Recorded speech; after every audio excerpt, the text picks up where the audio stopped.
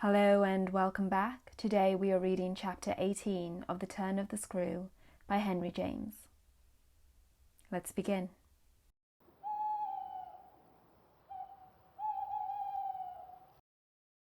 The Turn of the Screw, chapter 18. The next day, after lessons, Mrs. Gross found a moment to say to me quietly, "Have you written, miss?" "Yes, I've written." But I didn't add, for the hour, that my letter sealed and directed was still in my pocket. There would be time enough to send it before the messenger should go to the village. Meanwhile, there had been, on the part of my pupils, no more brilliant, more exemplary morning. It was exactly as if they both had at heart to gloss over any recent little friction. They performed the dizziest feats of arithmetic, soaring quite out of my feeble range, and perpetrated, in higher spirits than ever, geographical and historical jokes. It was conspicuous, of course, in Miles in particular, that he appeared to wish to show how easily he could let me down. This child, to my memory, really lives in a setting of beauty and misery that no words can translate. There was a distinction all his own in every impulse he revealed. Never was a small natural creature to the uninitiated eye, all frankness and freedom, a more ingenious, a more extraordinary little gentleman. I had perpetually to guard against the wonder of contemplation into which my initiated view betrayed me, to check the irrelevant gaze and discouraged sigh in which I constantly both attacked and renounced the enigma of what such a little gentleman could have done that deserved a penalty. Say that, by the dark prodigy I knew, the imagination of all evil had been opened up to him. All the justice within me ached for the proof that it could ever have flowered into an act. He had never, at any rate, been such a little gentleman as when, after our early dinner on this dreadful day, he came round to me and asked if I shouldn't like him for half an hour to play me. David Plain to Saul could never have shown a finer sense of the occasion. It was literally a charming exhibit of tact, of magnanimity, and quite tantamount to his saying outright, "The true knights we love to read about never push an advantage too far. I know what you mean now. You mean that, to be let alone yourself, and not followed up, you'll cease to worry and spy upon me, won't keep me so close to you, will let me go and come. Well, I come, you see, but I don't go. There'll be plenty of time for that. I do really delight in your society, and I only want to show you that I contended for a principle." It may be imagined whether I resisted this appeal or failed to accompany him again, hand in hand, to the schoolroom. He sat down at the old piano and played as he had never played, and if there are those who think he had better have been kicking a football, I can only say that I wholly agree with them, for at the end of a time, that under his influence I had quite ceased to measure, I started up with a strange sense of having literally slept at my post. It was after luncheon and by the schoolroom fire, and yet I hadn't really, in the least, slept. I had only done something much worse. I had forgotten. Where, all this time, was Flora?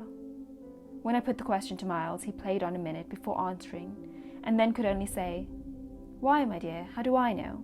breaking moreover into a happy laugh, which, immediately after, as if it were a vocal accompaniment, he prolonged into incoherent, extravagant song. I went straight into my room, but his sister was not there. Then, before going downstairs, I looked into several others. As she was nowhere about, she would surely be with Mrs. Gross, whom, in the comfort of that theory, I accordingly proceeded in quest of. I found her where I had found her the evening before, but she met my quick challenge with blank, scared ignorance. She had only supposed that, after the repast, I had carried off both children, as to which she was quite in her right, for it was the very first time I had allowed the little girl out of my sight, without some special provision.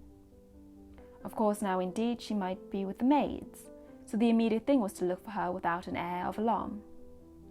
This we promptly arranged between us, but when, 10 minutes later, and in pursuance of our arrangement, we met in the hall, it was only to report on either side that after guarded inquiries we had altogether failed to trace her.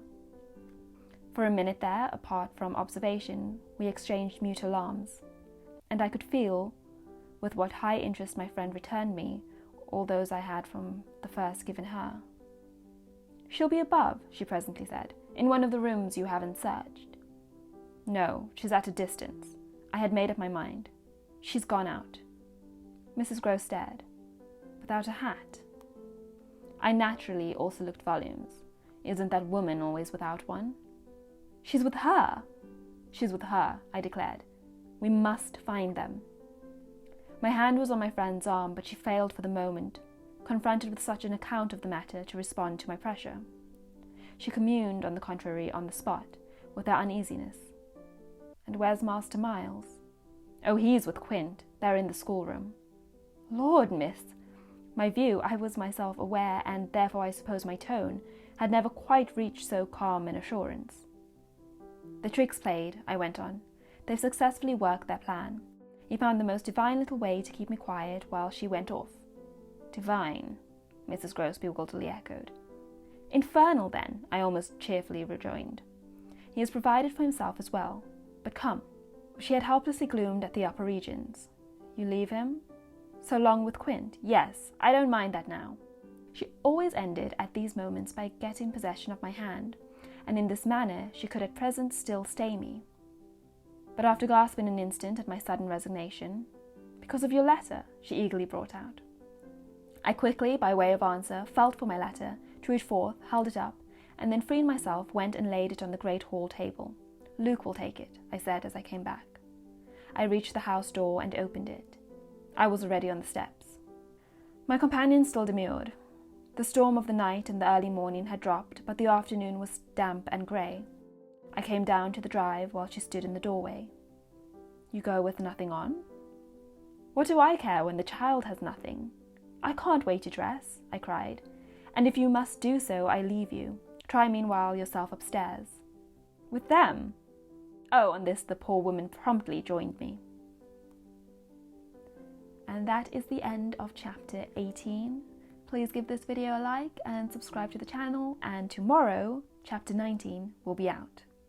See you then!